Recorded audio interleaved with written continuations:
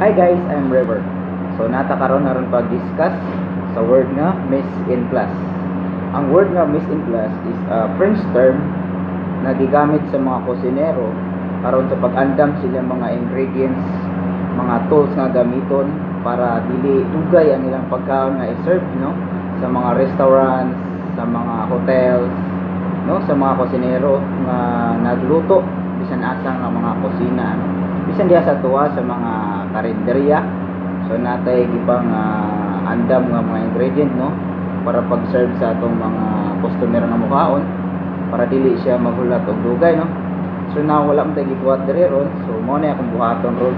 I-check na ako ang miss in class diri sa chiller kung naka-ready ba no. So atong i-check ang iyang shelf life kung expired na ba, ang iyang quality o ang iyang gidaghan no para dili ta mag-overstock. So dili po ta mahutdan og stock. So now guys, akong ukayo ng chiller just watch. So mao ni among chiller diri nakabutang ang mga recent class nako no. So diri ato ning i-arrange no, dairy by dairy, tapos mga cook items, sa cook items yung mga vegetables to vegetables, meat by meat. So manana na to pag arrange mo para dili ta maglibog inig na order no. So kuha na ta diretso